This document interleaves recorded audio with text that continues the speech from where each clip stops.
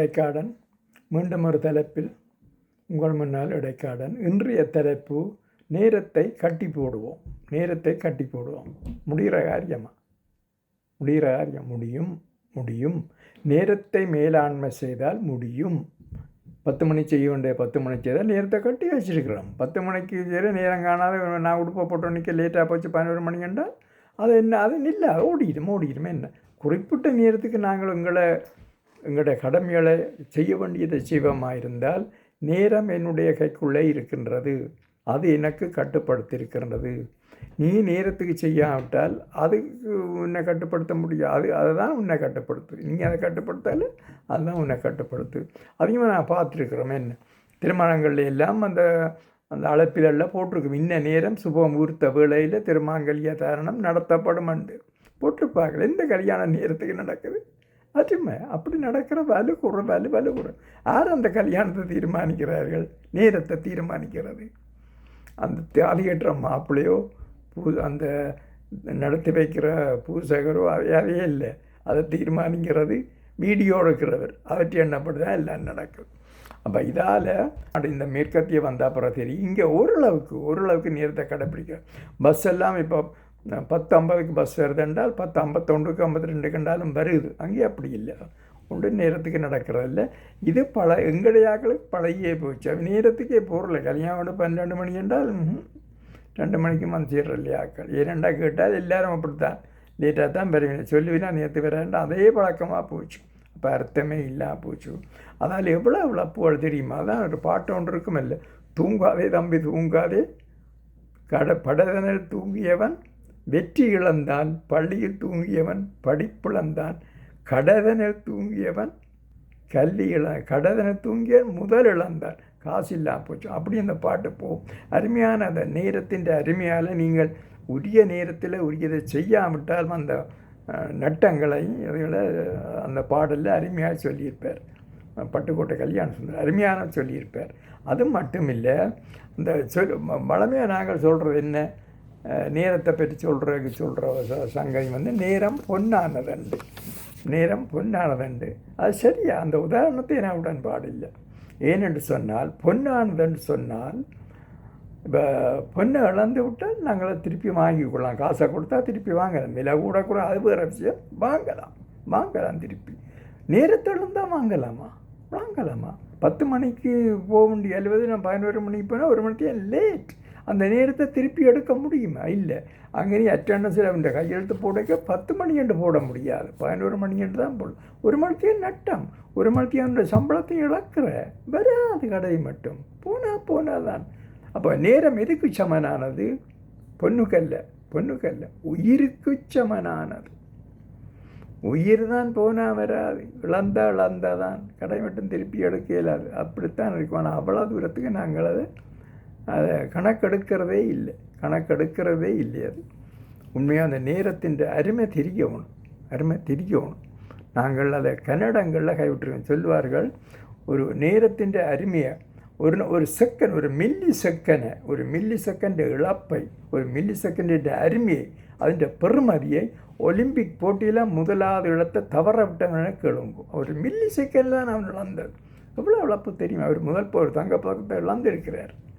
ஒரு second சொக்கனால் accident பட்டவனுக்கு ஒரு second தவறினா இந்த விபத்திலேருந்து தவறு இருப்பேன் என்று சொல்லுவார்கள். ஒரு செகண்டுக்கு ஒரு கிழமை என்று சொன்ன ஒரு வார பத்திரிகை வெளியிடுற ஆசிரியர் கிழங்கு அவர் எவ்வளவு அன்றைக்கு வெளியிடணும்னா அன்றைக்கு வரலையேண்டா ஒரு கிழமை லேட். என்ன எவ்வளோ நட்டமாதால். அதுமாதிரி மாதம்ண்டா ஒரு மாத பத்திரிகை வலிக்கிறவனுக்கு கிழங்கு. ஒரு வருஷம்ண்டா இல்லாட்டி சோனையில் ஃபெயில் விட்ட படிக்கிற கிழங்கு. அவன் ஃபெயிலுன்னு சொன்னால் ஒரு வருஷத்தை இழந்துட்டான். என்ன ஒரு வருஷம் வெயிட் பண்ணணுமே. அப்போ நேரம் அவ்வளோ பொன்னானதில்லை, முக்கியமானது. போன உயிர் தான் திரும்பி வராது. ஏன் நாங்கள் எத்தனை பேர் ஒரு ஆளுண்ட இப்போ வச்சுக்கொள்வோம்.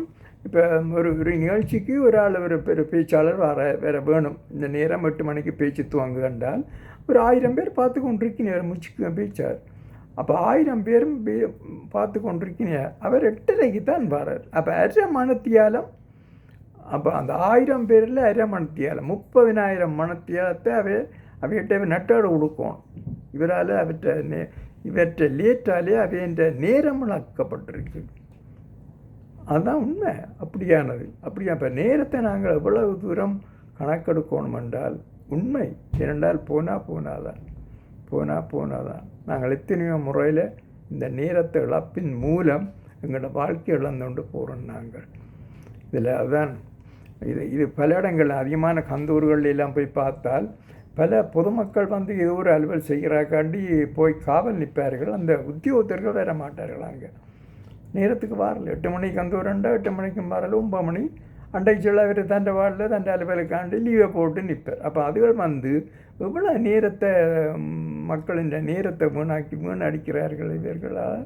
அதை சொல்லியிருக்கணும். நேரத்துக்கு வேறு இன்ன நேரம் தான் வேணும். நேரத்தை கடைப்பிடிக்கணும். அது வலு மிக முக்கியமான சங்கதி.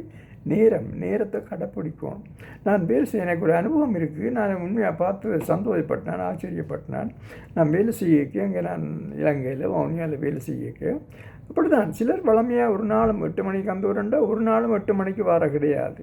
8:30 9 மணிக்கு அப்படி தான் ஒரு நாளும் டைமிங். சிலவற்ற பழக்கமே அதான். நேரத்துக்கு ஒரு நாளும் வரல. அதால் எத்தனை பேருக்கு அவற்ற வேலை நட்டம் போட ஒரு பொதுமக்கள் சேவையில் உள்ள ஆட்களுக்கு இது இவற்ற தாமதத்தால் எத்தனை பேற்ற நேரம் வீணாது. அவர் அந்த நேரம் வச்சுக்கொள்ளும். அவர் அந்த அலுவலை செய்து போட்டு ஒரு ஆஸ்பத்திரி அலுவலாக போக வேண்டியிருக்கும், வேறு அலுவல் செய்ய வேண்டியிருந்திருக்கும். ஆனால் இவற்றை லேட்டால் ஒன்றுக்கு பின்னால் ஒன்று பிந்திக்கொண்டே போகுது. அப்போ அதை விட இழப்பு தெரியுமா? நான் வேலை செய்ய அந்த ஊரில் பலரை திருத்தி எங்களோட திணைக்கள தலைவர் கனவேரை சொல்லி பார்த்து அழுத்து போனார். இதுக்கு என்ன வழி ஏனென்றவர் நான் கூப்பிட்டு கேட்டேன்.